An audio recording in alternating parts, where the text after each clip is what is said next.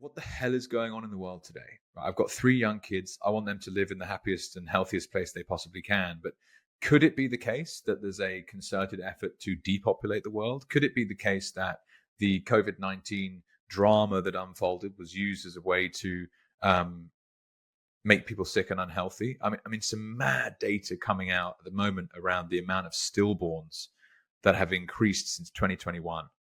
It was Dave Asprey posted something just yesterday, who, you can question him all you like, but he's done plenty of years of research into what alternative health might look like and true health. And it's terrifying how many people are having either stillborn kids or are having miscarriages. So there's a lot of questions to be asked. Where do you go when it comes to this? All right. Well, let's kind of, jump right into it, and let's hope there's no censorship around this. Well, there might be. And if we get shadow banned, we get shadow banned. So be it. Okay. So we're talking about synthetic biology and nanotechnology, which has been placed into the injections. And I'm not just saying this as make believe. I've tested my own blood. I've got the proof. I've seen it in the blood. I've seen it in other people's blood through researchers and doctors all over the world who are blowing the whistle and doing the much needed exposing of actually what has been in these injections. I mean, Dr. David Nixon is one of them. Dr. Anna Mihiteha, I think I've pronounced her name correctly. There is Dr. Anita Baxter. There's a number of different, Dr. Brian Ardis, Dr. Edward Group. There's a number of different doctors who are very much on the forefront of understanding what has been going on in this perpetration against the human race. So I'll kind of try and summarize it. But when nanotechnology is in the blood, one, it will have the effect of creating chronic inflammation. There's no surprise, I think, to many of your viewers, how many people have died suddenly. Turbo cancer. And turbo cancers, but strokes or heart attacks, cardiac arrests. And nothing to see here. I think it's called SAD, sudden adult death syndrome.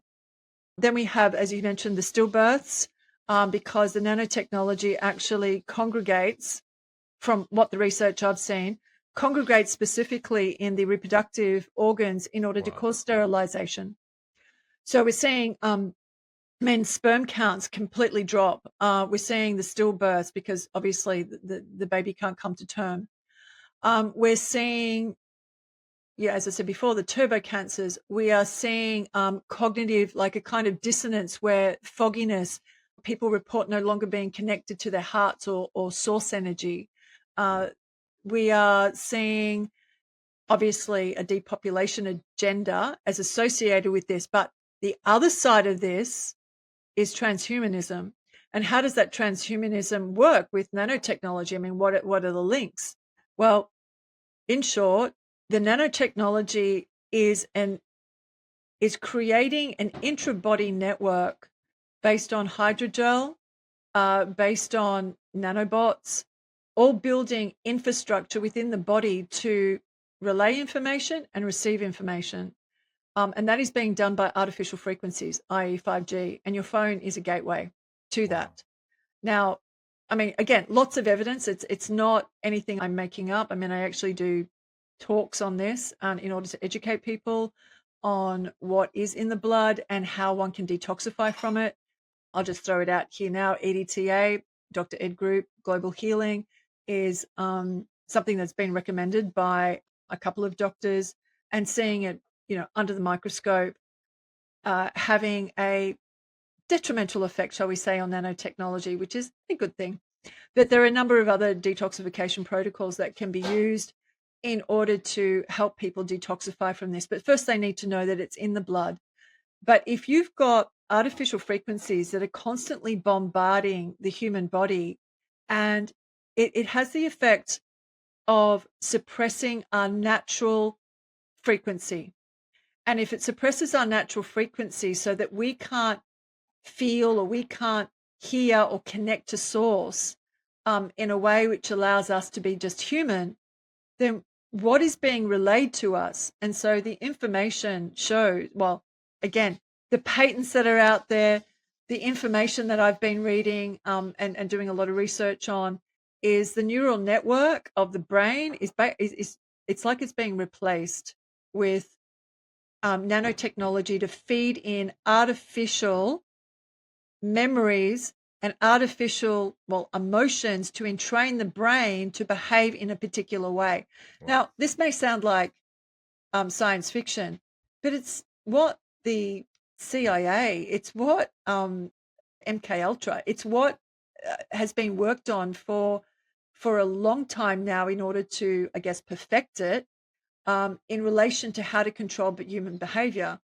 It's being controlled by light because part of the nanotechnology is using light optics within the system, and it's using hydrogel, which is usually non-detectable by the body. The body doesn't know what to do with it to actually cast it out.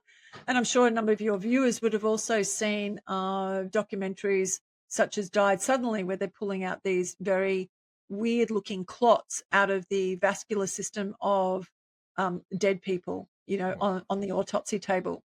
So all of this can be correlated. It's just joining the dots and bringing it into the awareness of people so that they can actually understand what is being perpetrated against the human race. But at the same time, and so I don't want to be so I'll preface this by saying this is not about fear mongering, not at all. This is about awareness and bringing understanding to what is actually occurring to the human body. And at the same time, it's a catalyst. I mean, that's my spiritual opinion here. It's a catalyst because when you're aware of what is occurring to you, then you have a choice to act and not consent. You have a choice to take a different road. You have a choice not to necessarily fight and oppose, but to create a different reality around how you want to live your life. So the nanotechnology and what is being perpetrated against the human race, and again with new financial system trying to be implemented, CBDCs, for example, digital currency, a kind of new form of enslavement, is all correlated to the nanotechnology and enslaving the human race from the perspective of a level of brainwashing, which if we only have to look at our televisions and the blue screens and the brain entrainment that was like a beta testing on how people could be moved into complacency or moved into a sense of apathy.